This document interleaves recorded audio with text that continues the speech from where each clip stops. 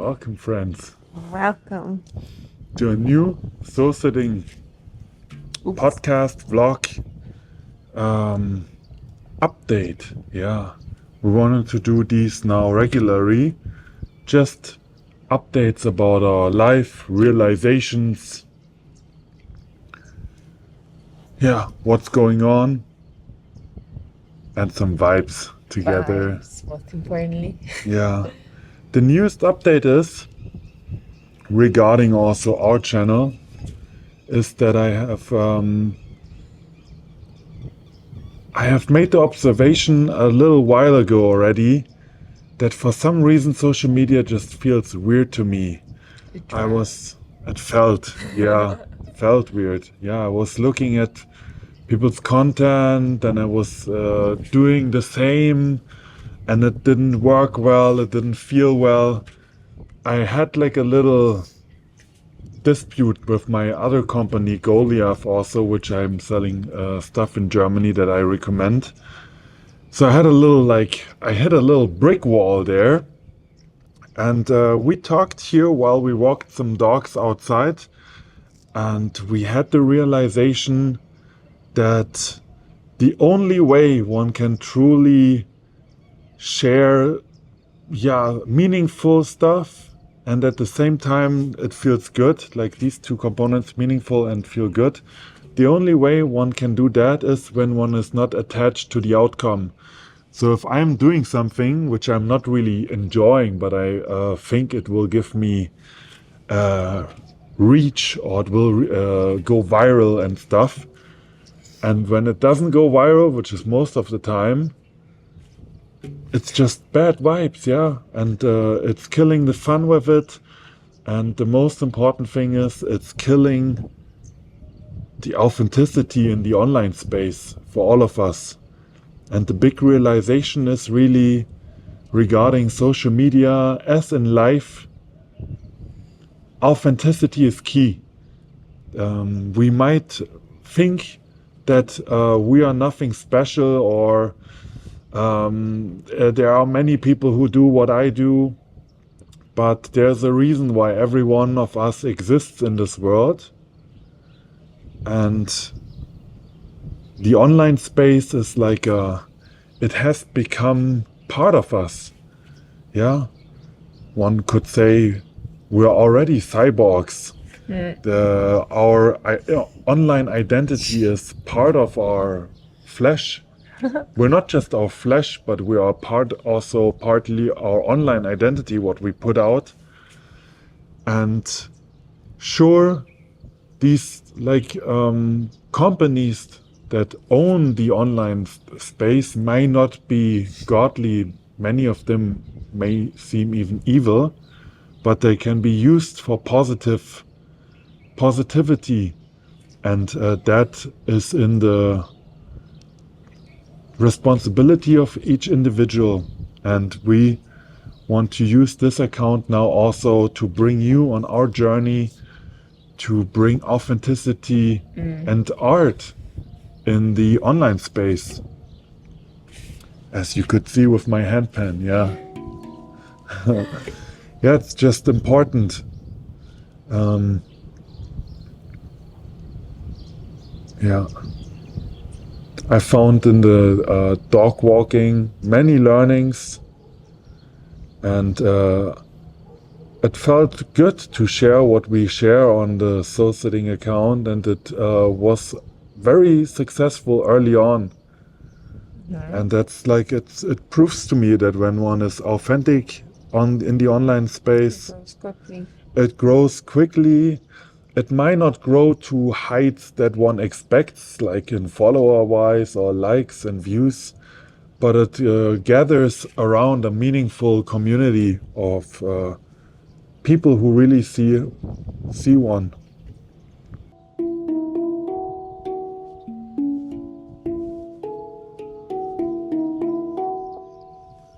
A funny thing that I remember what came to us is you can maybe write us if that thesis goes along with you and your pets. I'll just state the thesis and then explain it why. but dogs are exactly like their owners energy-wise, and maybe even sometimes Sometimes they look physically, yeah. And cats are the exact polarization energetically of the owner. So a cat is not like the owner, but it is what the owner or the owners, the family, what they need. And I've seen this in like many, like dogs is pretty easy to see. Like you meet the owners, you meet the dogs. Sometimes we even had the owner in our living room with Yeah. the being the dogs. The dogs are in our living room, but it felt like the owner was with us in the living room. The energy of the owner. And with the cat, now with analysis, like the cats we had so far, Even our own cat, yeah, Berry. Lily is not like any of us. Misha was not like their owners. Peanuts. Peanuts also a grumpy old man, but he had like a very Sweet family. sweet little family with two small children and stuff. He So was the polar opposite, the grumpiest old man you could ever meet in your yeah, life. in a funny and not angry way. Yeah, very very different than the people. And yeah, that's how we came to that thing. Yeah. So what I mean by polarized opposite, it's like the simplest thing is just men and women. Yeah, we're like the energetically polar opposites. That's why we feel the attraction, and that's with the cats then also. Yeah, might be wrong, might be right. You can write it to me in the comments. Yeah, what do you think? What do you think about it? And if you have a cat, if it is the polar opposite of you, Then congratulations. Yeah, you have a good partner.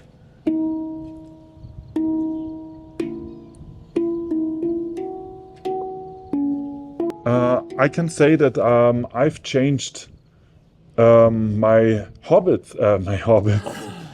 my hobbies. Yeah, I've played a video game, Dota 2, for a long time.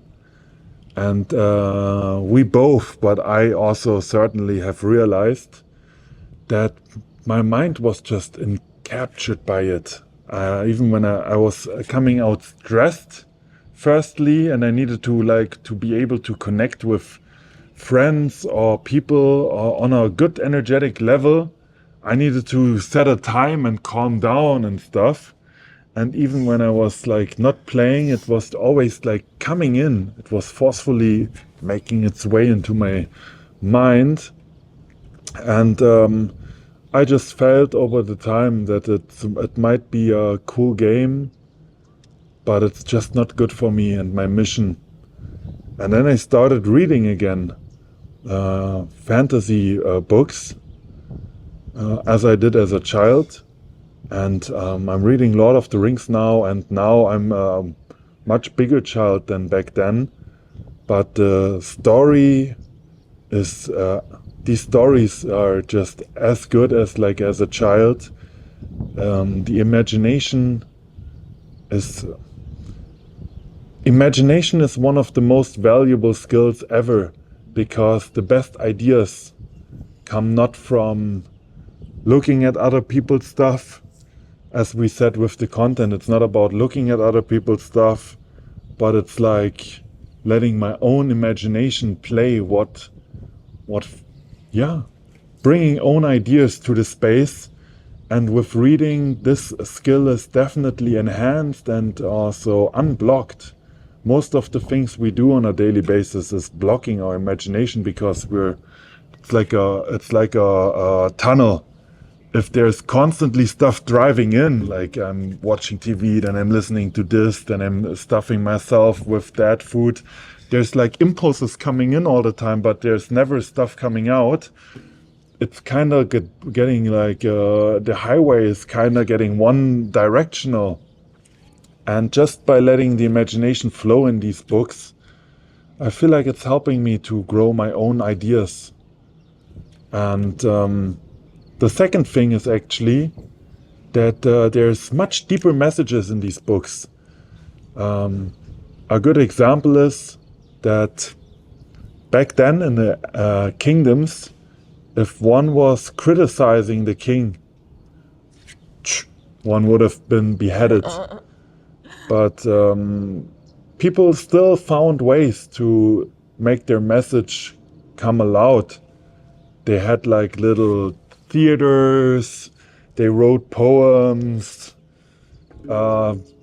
they were writing on the walls, yeah, all kinds of stuff. And these books are part of that. Yeah, they contain certain messages that some people want to get out there, and some things are just not on the news, yeah, or not even spoken by many people. And to read about these, it just opens the way for a broader worldview, so to speak.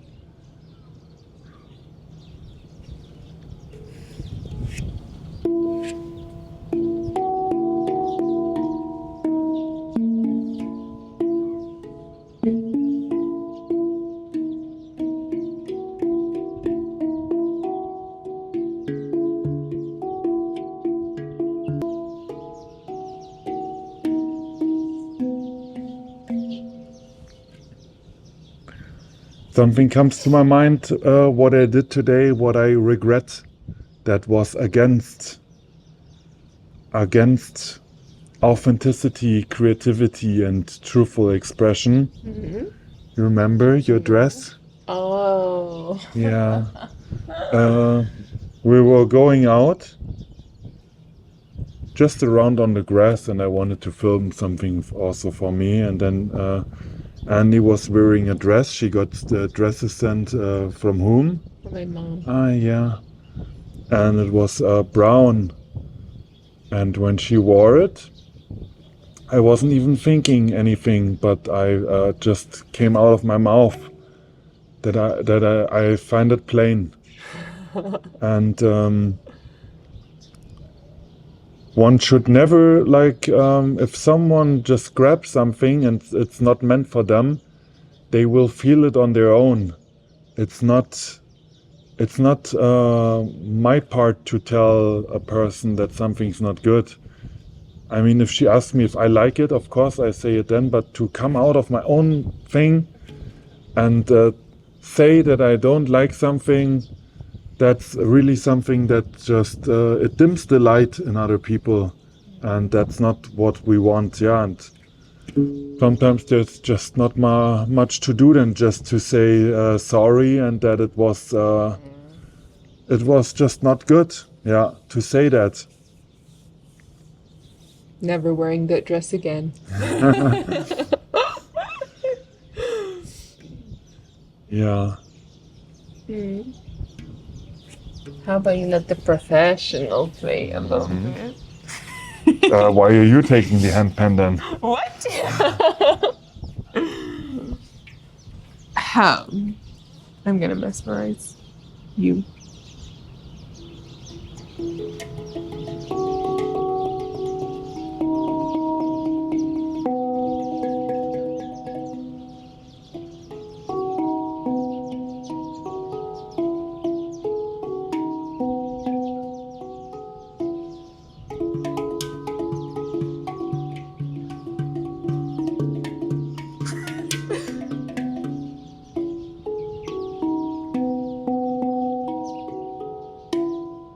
That was for you, my love. Thank you. Oh, back that heavy thing on me.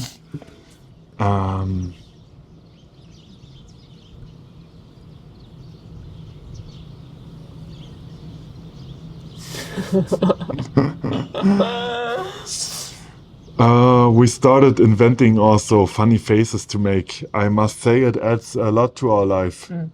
Yeah.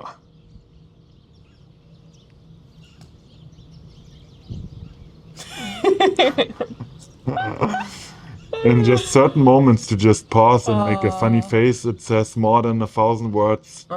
It's just nice. Yeah.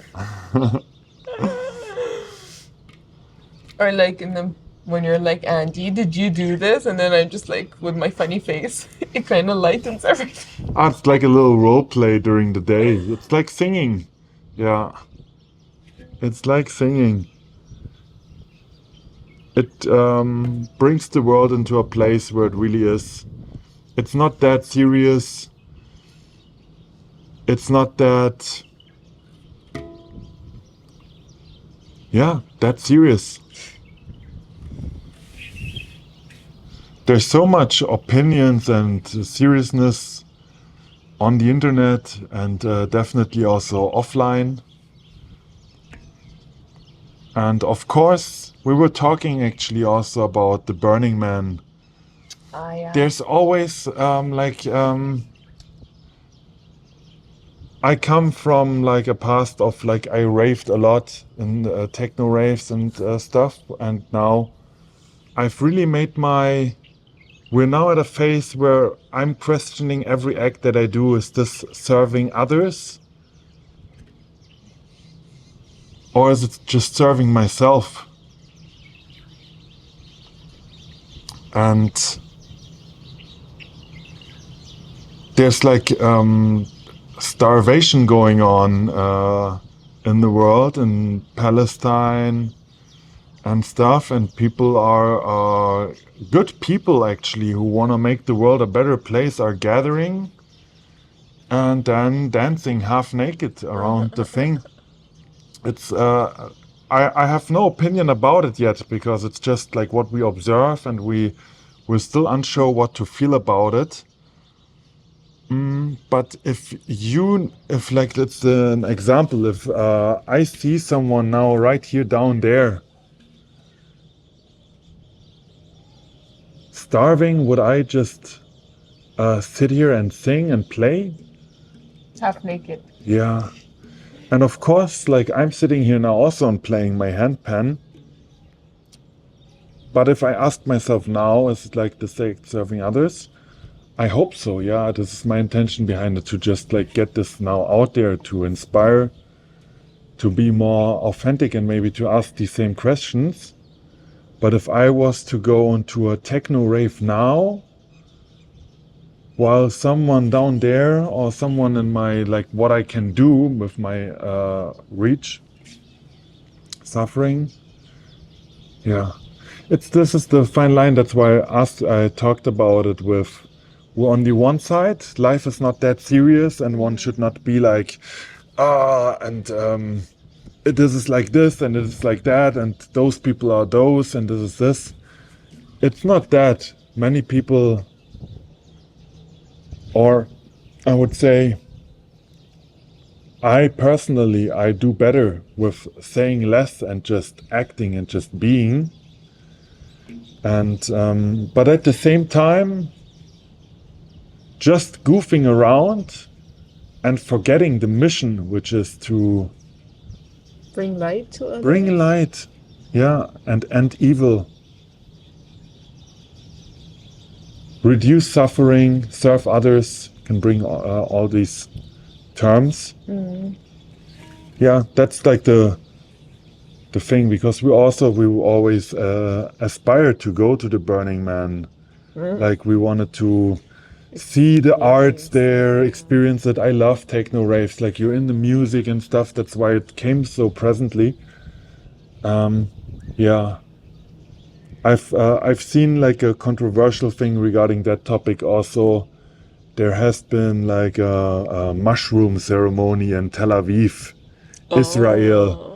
Spiritual people, clothed in just white, they gathered, they lied down, they took mushrooms, and then they were like, we are all one, and God is here, and all that.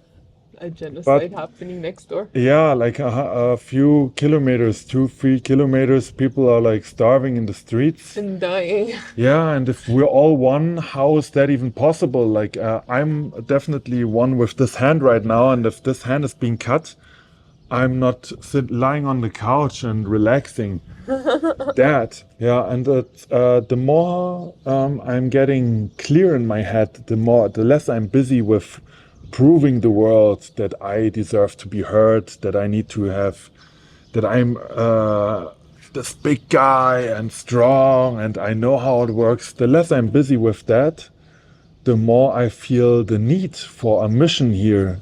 Or not for a mission, but for the mission of just playing my part in the orchestra of light. Because it's desperately needed in the world. So, and the internet is definitely a giant chance for that. As I said, the people having the companies of the social medias, they might be not the light bringers into the world, but light bringers can use these to connect with other people who want to shed light and bring good. And I mean, it's peer-to-peer informational transfer. It overthrows all authorities. Like back in the day, people needed to read the newspaper or watch the news, and the news got the news from someone above them, and it is all rigged, that whole thing. But if I'm speaking something that comes from my heart and you're receiving it, peer-to-peer, yeah, no authority is in between. And I think it's important to connect with as many people as possible who practice this kind of transfer deep from the heart. So I've now I don't trust the algorithm anymore, that it will give me exactly what I need in the day. Usually I've made the experience it gives me what I need to stay too long in front of the screen and feel empty afterwards. Scrolling. Feel very bad afterwards, and that I've wasted lifetime or feel drained. And yeah, what I have now, I have in my notes a list of like 4 people that I want to watch at least every 2 days, if not every day. And in the morning, it's my newspaper. I just go on Instagram, I look at these people, what have they posted, any podcasts, any YouTube videos, and that's it then, yeah. Am I on the list? You're not on the list, yeah. I But knew you're, I mean, I get all the information firsthand. Yeah.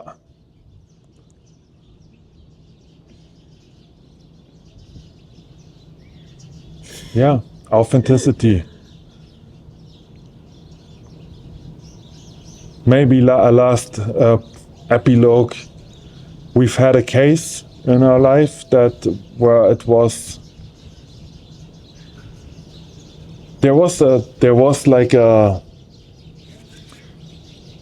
we had to make a decision. Are we obeying orders, or are we following what our heart tells us? And orders, they come sometimes from people out of fear.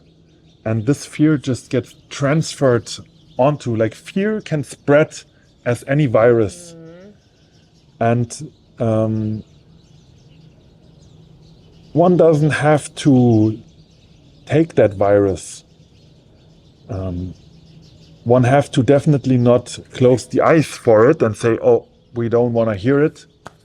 But if I'm here, I'm observing it, I'm taking all the information, I'm taking your fear, I'm taking it, but I'm just letting it go through me, and then I'm acting out of my intuitive heart what I'm gonna do with it. And we had to make a decision. Are we taking these orders or are we just staying to our intuitive heart? And we decided to stay in truth and intuition, and that meant, like, we parted ways with people we firstly, like, we thought we were very close with, not forever of course, but just in this, like, topic, and it showed me, like, it was a very harmonious. Firstly, when we said our truth, it just felt good. It didn't feel heavy. I didn't feel like I needed to explain myself. truth doesn't need many words, and truth definitely doesn't feel heavy or bad. Truth always feels and like forward and light. It moves on its own. Once you start speaking the truth, you can't stop. Yeah, you can't stop or living your truth. Yeah, Everything it feels- just feels too heavy. Yeah, it feels bad. Yeah. And anything that is meant to happen will happen effortless. Everything that takes effort is always energy one puts in that is going against another energy. And yeah, the lesson for myself and probably for you also is that live to your authentic truth. If someone doesn't conform with your authentic truth, don't get like head on head against each other. Everyone has their truth. If this person doesn't want you to express your or want to live your truth, you just find a way to detach peacefully and harmoniously. And I think that's it for today, for the week. See you